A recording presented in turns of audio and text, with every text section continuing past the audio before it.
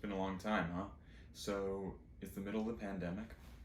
I recently had shoulder surgery. My arm's in a sling. That's why. But I figured we're not doing much, so might as well talk about some games. I wanted to review a game that's kind of old, actually, kicking it old school. Not super old, but it's Race for the Galaxy by Tom Lehman, published by Rio Grande Games. It's a card game, engine builder, and these cards are multi-use cards, meaning that they are going to serve as the planets that you're colonizing or taking over, the developments that you're creating, sort of technology advances, and they're going to be the goods that go on your planets, and they're going to be sort of an arbitrary currency for performing some of the actions. You also have a few of these cards. These are the actions you're going to do. There are 6 of them, if I can count. Yeah. There are 6 actions through 5 phases, which is actually, in my opinion, the most confusing thing about this game that people often deride for being confusing. Is that there's this consume and trade in the same phase. That, to me, that's the most confusing thing about the game. People talk about the iconography, which, if you ask my opinion, which I guess you are because you're watching the video, is pretty straightforward. So there's an eyeball if you're searching for new cards, looking for new planets or whatever. There's a circle that has everything to do with planets. There's a diamond that has everything to do with developments. If something is the shape of a card, it refers to a card. If something has a hand on it, means you're taking it, usually a card. And if there's a hexagon, it's points. That's really everything. There's this really good player aid, which talks about all the phases, everything you do, and all of the icons that would show up. And to me, it's all very clear. I think it's very overstated how difficult the iconography is in this game. If you're colorblind, though, I'm not colorblind, but I would assume that if you're colorblind, there are problems because each of the planets and each of the goods has its own color, and that's the only thing that differentiates some of these icons from one another. And there is sort of a light reddish and a green. Yellow and blue are the others. But really, I think it's really clear, and it's a really fun game. Basically, what you're doing is each player has these cards in their hand, and secretly, before the round of play, you're going to choose one of these, and that's going to be your action that you do that round. And you're going to kind of lead on that action. Everyone else will get to do it, but you get a bonus. Like for this Explore bonus, you'll get to draw 1 additional card and keep 1 additional card. Usually you would just draw 1 and take it.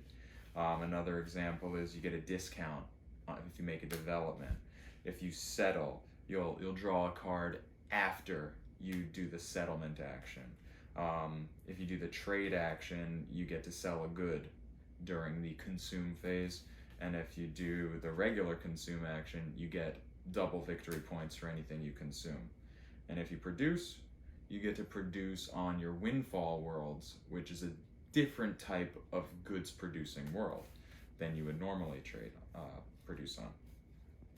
Anyway, so you're going to choose your card.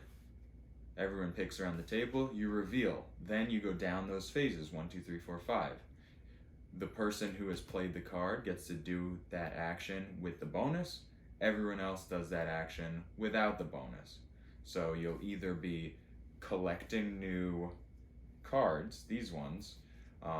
This is going to be your regular hand. They're basically either developments or planets, and they all have powers on them. So if you get this genetics lab, for example, it means that whenever you trade a green good, you'll get an additional card, because usually when you trade goods, you're getting cards equal to that type of goods value. This one is the Interstellar Bank. Whenever you come to phase 2, which is the development phase, you just get a card.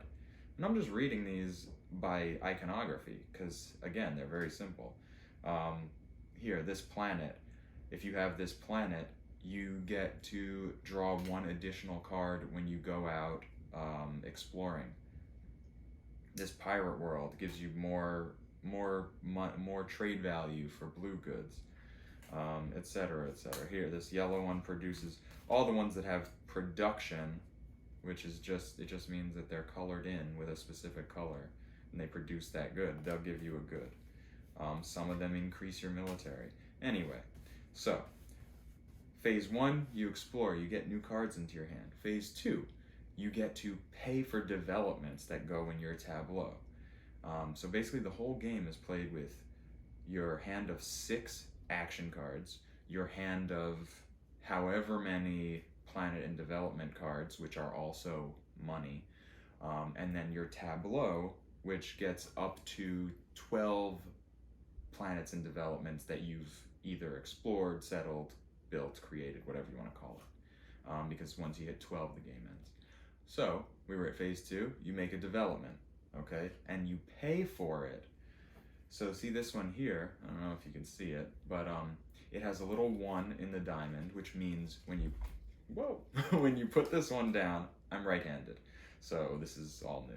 When you put that one down, you take another card from your hand and you discard it into the discard pile. So that's how you pay for anything. And in this case, if I were leading on developments, I would get a discount. This would actually be free. Look at that. So it's really fun to try to figure out what types of things you're going to be able to do based on the variety of cards in your hand.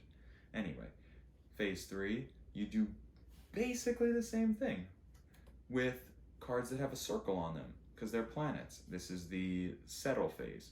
You either pay in cards, just like we did for the development phase, or if you have this sort of red outline planet, you just have to have somewhere in your tableau the amount of military strength required. So for this one would be 1. That means that I would have to already have in my tableau a red number in a circle that says +1. It's next to my military strength. That could be on a development, it could be on another planet, whatever. Third phase, I'm just gonna turn this here. That was the third phase. Next phase, this is the confusing-ish one. And that's just because there's either trade or consume.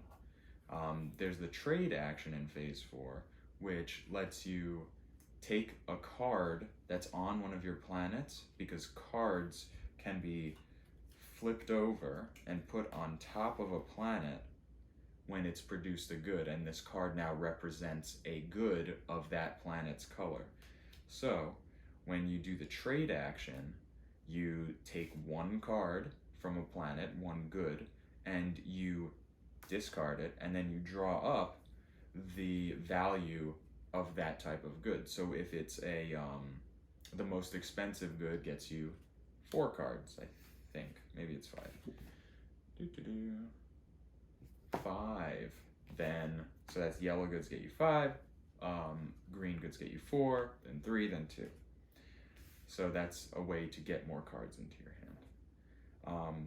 Then you would go on and do the regular consume power, which is just use different powers that are on your planets or on your developments that let you do things during this phase. They'll say, oh, pick up a good off of this color planet and get a certain number of points, or take 2 goods from 2 different planets and get a certain number of points, whatever. If you did the consume special power, it's the 2 times VP's power, you just get double. But both the trade and consume get to do the regular consume action. Just the trade power gets you a sale, and the consume power gets you double victory points. Finally, there's the produce action, which is just produce on all your production planets, which are simply denoted by being colored instead of hollow. Instead of empty circles, they're colored circles. And if you are the leader in that, you get to produce on what's called a windfall world, which is basically just a different type of colored planet. Instead of being colored on the inside, it has this outer glow. That means that it produces right when it's created and never again, except if you do the produce action, you get a special bonus of being able to produce on that world that was not supposed to produce. It's the whole game. It ends if you get 12 cards in your tableau. When one player gets 12 cards in their tableau, count up victory points on your planets, on your developments, and on special cards. Certain planets, they have sort of scoring multipliers. So if you get one of these big planets, they usually cost 6 cards to settle them. They'll have particular parameters that you will now set as a goal throughout the game. It might say you'll get X number of points for every planet that is a blue planet, or every planet that has the rebel modifier on it, or whatever, things like that. There's so many different ones too. I just can't think of what the different multipliers can be, but there's a variety, and it's really interesting what you find and what you kind of combine in your hand as you go digging for new cards with that explore action, and trying to find what really fits with your strategy. Another way that the game can end is by victory points. If someone is continually doing that production cycle and then consuming those goods for victory points, there's a pool based on the number of players, and when it runs out, also game end. So that's the entire game. It's very quick, very easy. This is great. The icons are hugely overstated as to how difficult they are to understand. I think they're simple, and it's super fun. Like, there's this whole deck of cards. These are planets and developments, okay?